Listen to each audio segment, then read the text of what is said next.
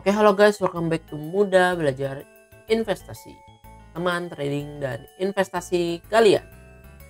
Hari ini spesial banget, gue bakalan review saham-saham yang teman-teman udah komen di community. Jadi tolong simak video ini sampai selesai dan mohon bantuannya untuk terus support channel ini dengan cara subscribe, like video ini, dan nyalakan lonceng notifikasinya agar tidak ketinggalan. Dan gue mau say sorry juga bahwa hari ini gue uploadnya agak malam karena ada kesibukan juga, tapi semoga ini bisa membantu teman-teman ya. Oke, jadi kita mau bahas IHSG dulu. Jadi IHSG hari ini close, sebetulnya dia sideways, tadi akhirnya dibanting juga turun ya, dan close-nya di bawah MA 200 yang dimana ini berbahaya, alert. Nah, support berikutnya itu di sini yang gua kotakin di sini ya, ini area support dia. Kalau ini jebol udah bahaya banget teman-teman. Kalau jebol bisa berpotensi ke 6.600. Jadi hopefully dia nggak close di bawah 6.845 ya. Jangan sampai, kalau misalkan itu bahaya dah. Tapi gue pribadi gue udah kurang lebih stay cash 80% kan ya. 80% lah gue udah stay cash. Tapi masih ada floating di saham dan masih merah gitu ya. Jadi merah. Jadi teman-teman, untuk IHSG ini gue info bahwa kita jangan agresif, kalau bisa stay cash dulu. Nanti kita cari bottom lagi yang menarik untuk kita entry. Jadi gue dapat beberapa list saham, ini cukup banyak, 8 saham. Jadi gue coba bahas yang menurut gue bisa dibahas ya. Yang pertama saham, ada yang tanya saham MTEK. Oke, nih saham MTEK, gue coba cek. MTEK itu dibilang downtrend ya, dia masih downtrend. Dan tapi dia masih belum jebol support di sini kan, kemarin dia rebound, ada tanda-tanda lah kehidupan di MTEK. Tapi harusnya kalau teman-teman waktu entry di sini yang gue bilang dia rebound, besok kita entry di 1545 gitu ya. Kan tanggal 4 Oktobernya dikasih tuh harusnya 1550 dia tuh. Dari sini juga dapat nih harusnya, dan harusnya udah TP di 1685 ya, kurang lebih itu 7% 8% dapat harusnya. Dan dia sekarang balik turun lagi, yang menurut gue itu adalah hal yang wajar karena dia kena resistance di area sini dan dia turun lagi ke area buy-nya kita. Jadi ini gue hapus dulu, ini kan 1545 area buy-nya lama kita. Nah, apakah kita boleh entry pas lagi begini? Karena market yang lagi nggak memungkinkan, kalau gua ntar dulu gitu teman-teman. Jadi ntar dulu, kita mau nunggu pasti dulu dia berhasil rebound gak nih kayak begini. Pas dia kena di area support 1515, rebound nggak? Kalau rebound mungkin boleh gitu ya. Kalau nggak, apalagi dia jebol, bahaya banget. MTEK bisa bikin lebih low lagi. Itu pandangan gua untuk MTEK. Dilihat dari stochastic juga dia udah dead cross. Ya, ini kayak tanda-tanda pengen turun lagi. Kalau MACD juga kelihatan tuh ya, dia mau nikuk ke bawah, mau dead cross, jadi bahaya. Coba kita lihat broksumnya si ini MTEK. Oke ya, kita lihat ini si MTEK hari ini ya, 13 Oktober itu normal distribusi, BKAK buang barang. Jadi BKAK foreign buang barang gitu ya, si MTEK. Nah, distribusi foreign buang barang 4,8 miliar. Ya, yang akumulasi UCC RX gitu teman-teman. Tapi ini menurut gue yang nggak menarik sih, posisinya nggak menarik. Kalau dia jebol dari sini bahaya.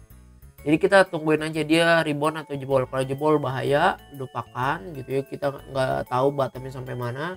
Tapi kalau dia rebound berpotensi lah seperti itu. Minimal menguat lagi sampai 1650-an lagi untuk MTEK. Kalau dia break dari 1700 baru berpotensi bisa ke resistance berikutnya di 1785. Itu untuk MTEK ya teman-teman.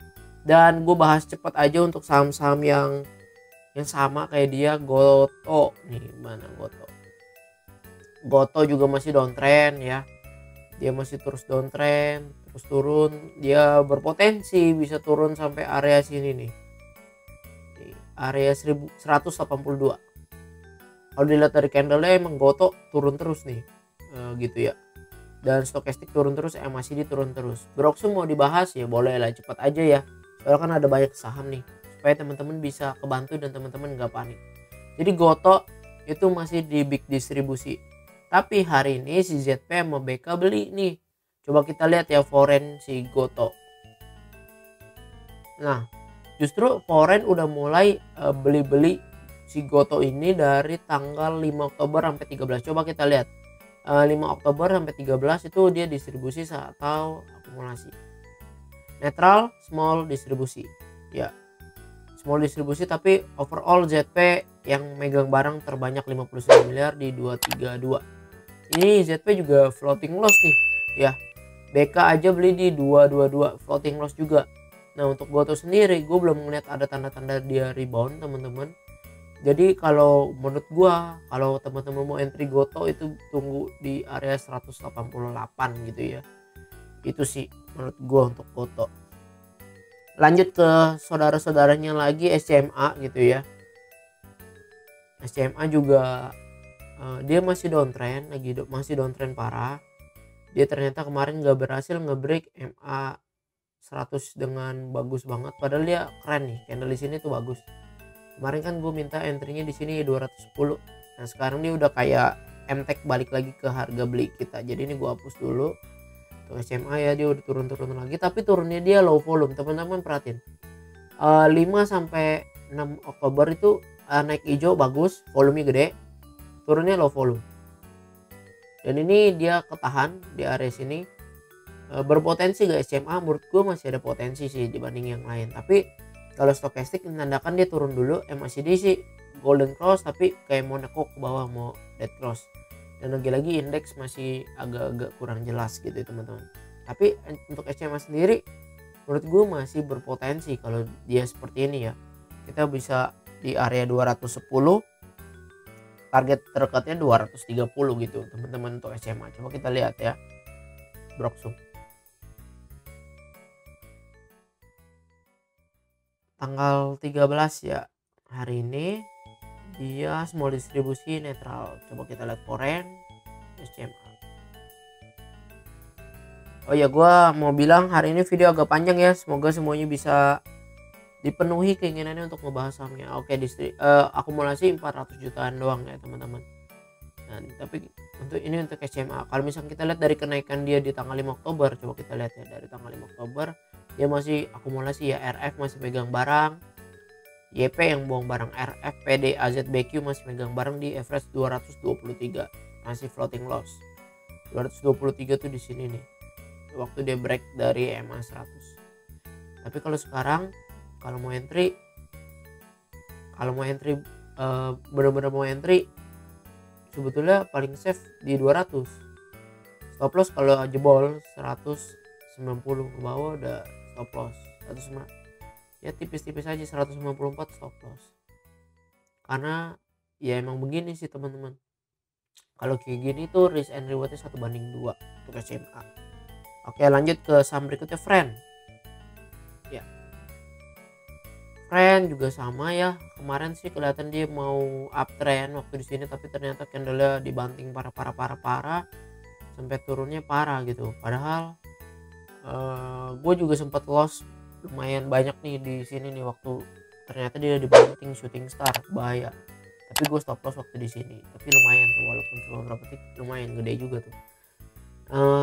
Untungnya stop loss, makanya gue bilang penting banget stop loss, ada trade plan. Kalau enggak ya gue bisa floating loss bisa sampai udah gila, udah berapa dalam itu ya. Kalau misalkan dari sini gue nggak stop loss, gue loss 25% coy.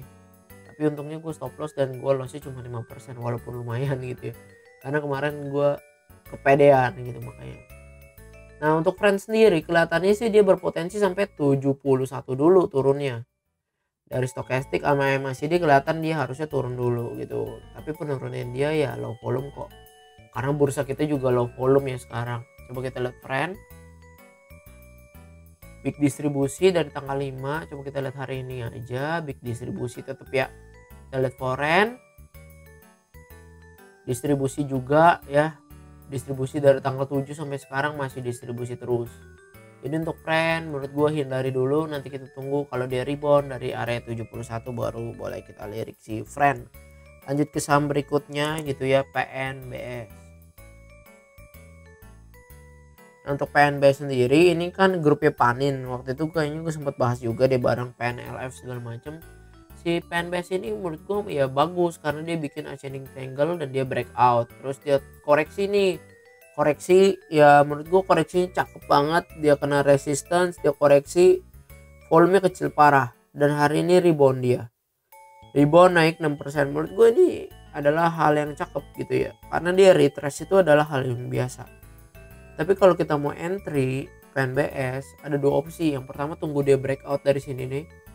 Ya, kalau dia break di atas 95, menurut gue PNBS cakep banget. Dia berarti strong uptrend. Tapi kalau misalkan dia nggak nge-break, ya kita paling kalau mau beli PNBS itu dead cat bounce-nya aja gitu ya. Maksudnya dari dia rebound di sini kita jual di resistance dia di area 92 sampai 95. Belinya ya di 83, 84. Coba kita lihat broksumnya sebentar nanti. Nah, tapi kalau dari stokastik kelihatan turun dulu ya teman-teman. Stokastik ini kelihatan harusnya turun dulu, tapi kalau MACD kelihatan menguat. Coba kita lihat ini ya, foreign sama broksumnya. Broksum hari ini distribusi. Coba kita lihat foreign PNBS. Oke, jadi PNBS ini masih diakumulasi sama foreign ya teman-teman. Dari tanggal 11 sampai 13 ini masih diakumulasi totalnya berapa? 9 miliaran lah ya untuk PNBS tadi. Kita lihat dari 3 hari yang lalu tanggal 10. Small akum yang beli masih AK. Coba kita lihat hari ini. AK buang barang nggak? Oke, AK masih nambah barang. Jadi PNBS ini ya masih bagus ya teman-teman. Reboundnya dia ini cakep. Kalau kita mau entry ya 85 gitu ya. Di 85, 84 itu adalah harga yang bagus juga buat jualnya ke 92. Ya di market seperti ini ya kita cuma bisa trade cepet lah gitu ya. Stop lossnya juga harus siap ya. Jebol 80 ke bawah ya jual dulu gitu teman-teman. Itu untuk PNBS. Lanjut kita ke saham berikutnya itu Adaro.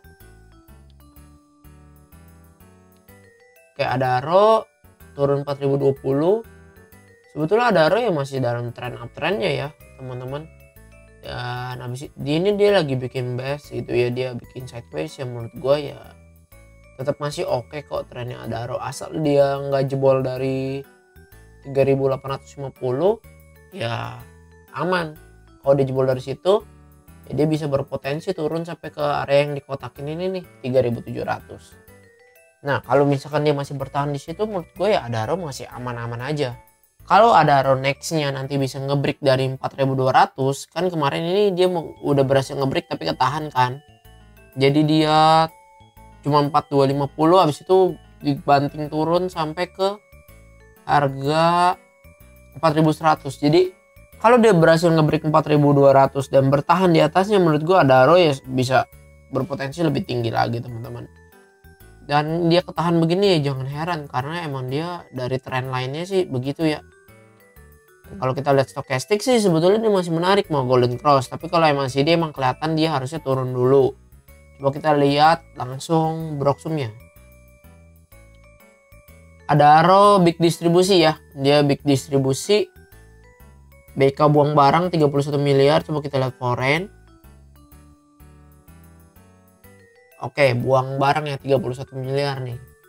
Tapi masih banyak kok barang yang foreign. Tanggal 12 kemarin dia beli 100 miliar gitu teman-teman.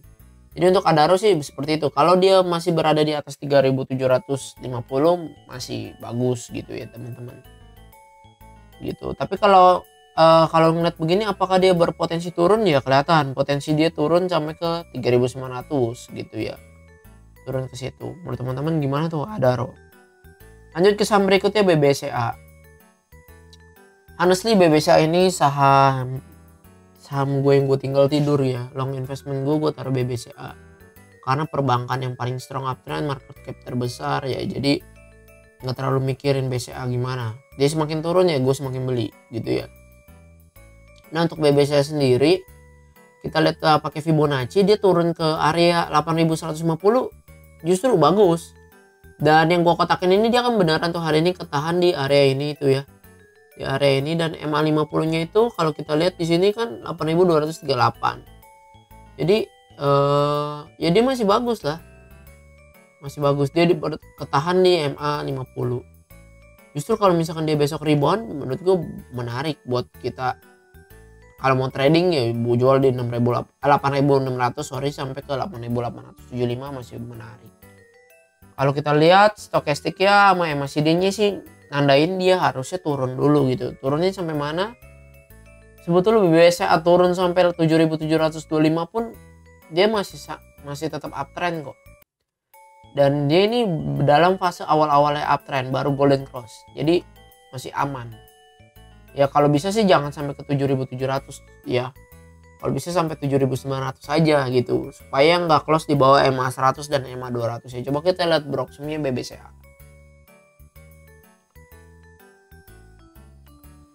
Oke, nih BBCA ya masih small distribusi, small akum. Coba kita lihat foreign juga BBCA. Oke, hari ini BBCA didistribusi sama foreign 61 miliar gitu teman-teman. Nah kelihatan nih YU, AK, BK buang barang BBCA. Jadi kalau dia turun dulu sampai ke 7.900 ya boleh juga seperti itu sih. Tapi sementara support yang terkuat ya di sini 8.250. Sama di sini nih 8.150. Kalau jebol ya berpotensi ke 7.925 untuk BBCA sendiri. Oke, lanjut ke saham berikutnya. Sorry, kayaknya suara gue agak bindeng ya. Pilek nih. Nah, Telkom gue floating loss. Tadi kan gue bilang ada beberapa saham floating loss ya. Ini udah tinggal kena stop loss aja nih di 4270. Cuma belum kena kan 4270. Kemarin 12 tipis dia 4280. Enggak 4270. Jadi gue masih floating loss. Ya untuk Telkom sih downtrend dulu kali ya. Enggak downtrend, cuman dia harusnya turun lagi. Karena dia jebol support yang di sini neckline cup and handle, ditambah dia jebol MA 200, MA 100 nya jebol, dia berpotensi turun. Kalau ngeliat begini ya berpotensi turun. Stokastik cenderung ke bawah, MACD cenderung ke bawah juga. Jadi berpotensi turun untuk Telkom ke mana? Ke 4.000 mungkin, 4.080 gitu ya. Coba kita lihat ini deh. Telkom big distribusi, normal distribusi. Tapi hari ini AK beli 22 miliar. Coba kita lihat. Foreign buang barang parah, banyak. Ya, foreign kayaknya lagi nggak tertarik di Telkom nih. Buang barang banyak banget. Jadi untuk Telkom, untuk short term sementara dia bisa berpotensi turun ke 4.100 sampai ke 3.900 lah. Apakah bisa ya? Semoga gitu ya. Kalau turun ke situ ya gue peluangnya ya buat beli dapat harga lebih murah. Untuk Telkom kan kita tahu bahwa ya Telkom perusahaan bagus lah. Lanjut ke saham berikutnya BBRI. BBRI juga bank yang gue hold buat tabungan jangka panjang sih, sama kayak BBCA. Tapi BBRI hari ini menurut gue candlenya jelek karena dia nggak berhasil bertahan di atas trend line dia yang gue tarik di sini, jebol. Berpotensi turun sampai 4.250. Baru di situ kalau rebound menarik beli, kalau jebol bahaya bisa ke 3.950. Kalau kita lihat stokastik MACD harusnya dia turun lagi karena dia makin lama makin parah tuh. Stokastik harusnya dia udah berada di jenuh jual harusnya, tapi dia masih belum mau golden cross. Jadi kemungkinan besar bisa turun dulu ke 4.250 sih. Kalau rebound beli gitu ya. Untuk broksumnya kita lihat. BBRI big distribusi tuh. Tapi hari ini BK beli 67 miliar, gede. Tapi ZP buang barangnya gede juga, 171 miliar. Coba kita lihat ya, foreign nih. Tuh, gede ya. Distribusi 199 miliar. Ya gila yang ngeri ya. Dan lagi-lagi banyak dana yang ditahan gitu teman-teman. Gue yakin foreign juga belinya juga sedikit, buangnya juga nggak gitu gimana-gimana karena turnover kita aja hari ini cuma 11 T gitu ya. Jadi untuk seperti ini ya, mungkin banyak yang fearful gitu ya, panik gitu ya. Apakah ini udah saatnya kita pakai apa yang dikatakan sama Warren Buffett, greedy when other fearful gitu ya. Kita harus serakah di saat semua orang takut. Kalau sekarang belum sih. Sekarang belum, tunggu nanti ya. Dan menurut gua yang sekarang ini lebih mengerikan sih dibanding yang waktu Covid. Karena waktu Covid itu kayak oke, Covid masuk langsung dibanting parah gitu ya. Maksudnya nggak dikasih harapan palsu gitu loh. Kayak ya udah langsung gue banting aja ya. Nih lihat nih. Tuh. IHSG. Covid masuk tak, naik dikit.